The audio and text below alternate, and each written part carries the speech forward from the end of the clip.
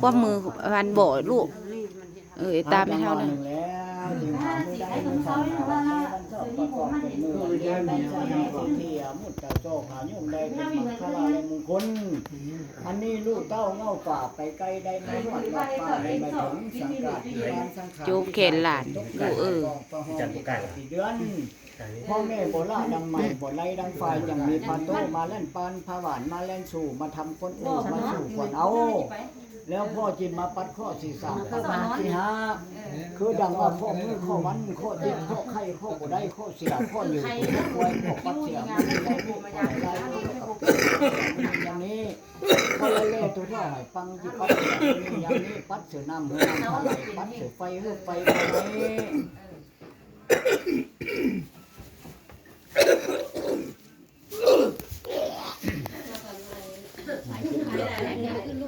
อันนี้ปัดเท่าอันนี้ปัดเต่าสังขเจ้าจงเข้าไปโฮมตั้งตัวนี้พระนาคนหัวเนี่ยมาอยู่ถึงเจ้าไม่ใช่แล้วมาอยู่ตรงเก่งเนี่ยได้เตียงตัวดั้งหนีไปเจ้ามือเนี่ยเป็นนกจอกบินหนีขวัญเนี่ยเป็นนกตีเป็นพายเนี่ยเป็นนกแอนไฮเป็นฝ่ายกลางเมืองขวัญตับมาสู่ตับเลี้ยงซอดขวัญปอดมาสู่ปอดเลี้ยงเสือขวัญเจอมาสู่เจอซึ่งซ้อยขวัญทองน้อยสมเจ้าสืบบ้านแดนตัวนี้ไปทางนากินข้าวทอไข่เป็ดเถือหนาแดงนึ่งห่อนไก่กินข้าวทอไข่ไก่เฮือนาใหม่หนึ่งดอกปุ๊กสันตันเฮือนาบานหนึ่งดอกจานเดินเก้าตับกับเท่า5,000พระภาษาเฮือได้อยู่เพียงลุงสูงเพียงพ่อเพียงแม่แก่เพียงนายกลางนายเพื่อนสังเก็บเพื่อสังได้เพื่อนสังไข่เพื่อสังหั่งสังนี้เพื่ออยู่มีไซไปมีโซ่ผักแผ่ขาศึกศัตรูเมียอยู่ยืนยาวจงมากจงหลายโพโธฮะก็ที่ประพรนำเท่านำเกมอบจะเก้าเท่าจะหัวเฮือลูกหลานนำวัดทุกผู้ทุกคนจงมากจงหลายแล้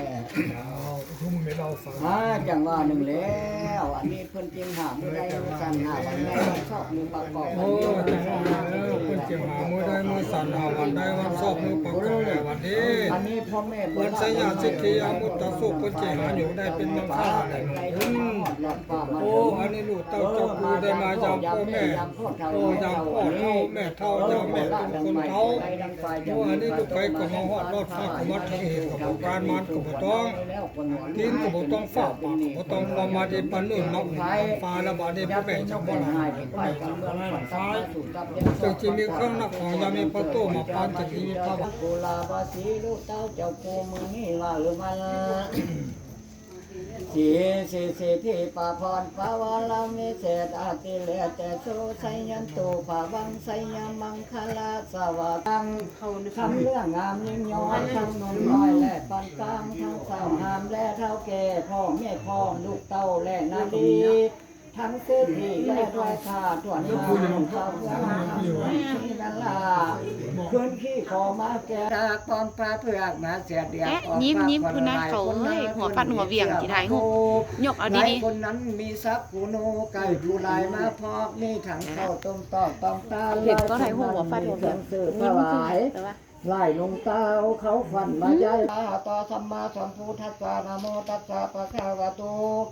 อะระหะโตสัมมาสัมพุทธัสสะสิทธิพระพรไก่ส่วนเมืองน้ำเลิกไปแก่โปรดกับเมืองสาธุสาธุนะโมตัสสะภะคะวะโตอะระหะโตสัมมาสัมพุทธัสสะนะโมตัสสะภะคะสิทธิกากะถาไล่ดังฝ่ายจังได้มีผาโตและปานพระบาทเล่นสูงถ่ายไม่หูนะทำคนอู้สู้คนเอาผุ่งนี้แล้วคนหัวลูกเนี่ยเป็นนกจอเป็นมีคนหัวลูกเนี่ยเป็นนกเตเป็นฝ่ายเป็นนกแอนนายเป็นฝ่ายกลางเมือง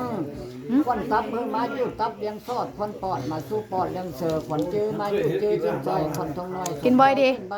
เล่าพรเล่าพรเอาไปจิบไปไล่จิบกินแล้วคนเล็กคนน้อยตาเนื้อนาบานหนึ่งดอกจันเดินเก้าตาโตเท่า5,000พระภาษาเพื่อลูกได้อยู่เพียงลุงเพื่อลูกส่งเพียงพ่อเพียงแม่เพื่อลูกแก่เพียงตาเพียงนายความเจ็บยันได้ความไข่ยามีเฮียนสูตรได้ไหลยันไข่เพื่อได้ความตั้งต่อนี้ไปดังนาลูกมาอยู่เท่าสิบภาษีอยู่ดีทั้งพระเจ้าอยู่เท่าสิบภาษีข้าพงความเจ็บยันได้ความไข่ยามีแข่งคือตรงคุมคือดาบรีบมัดพลักได้ดิมัดไปโอ้ยเอามาเฮ้ยแม่ไปเที่ยวมาได้แอมไหมจะถ่ายอย่างนี้ให้เสร็จโอ้จังหวะมีแล้วบอกว่าจะเสียไก่กับหม้อหน่อย เอามา2,000นี่ มาวัดต่อมา เบอร์นี้เนาะไม่ได้ แล้วบ่ได้มอบที่สมัยโบราณ เบอร์5,000แกม มันทำได้ความเป็นมาแรกได้ลูกได้ อยู่ในแค่โคกสัตว์ตอนนั้นอย่าได้ศึกษา บ่เห็นหน้าตัวนั่นล่ะ สุขภาพจิตใจดาวอยู่เจ้าของ ก็พอเห็นน้อยหนึงเด้เห็นว่าก็ได้ จริงๆคือเพียงต้นดำนี่ไปเจ้าปัดหัวลูกอย่าเป็นนกจากวินนี่อย่าเป็นนกตีมันตาย นะมัด เนี่ยเป็นนกแอนให้เบ็ดปลายขังเมืองตังขนิเจ้านาคง นี่แล้วพ่อแม่ลูกเต้าหัวล้านทำไมให้ใส่น้ำปลาอย่างนี้พาโตและบ้าน เพื่อเวลาโยมมันยังอย่างสู่ ค ฟัง น กั เอา น ก็ว่าได้ บ้าน มา จ บ ง ด มา สามที่สองคนไปหน้าห้าห้อยคนไปหลังคนเสียงดังเสียต่อคนพ่อสีตาคนลำเต็มลำมีคิดติ้วขนส่งติ้วหน้าผากผมกันก็ว่าได้มาบนจุดมาทวนแล้ววันนี้คนตับตัวพระสูตรตับเพียงสอดคนดูไหม มัดล้าลูกเอาไฟล้ามัดนะลูกเอาไฟล้ามัดก็ได้ลูก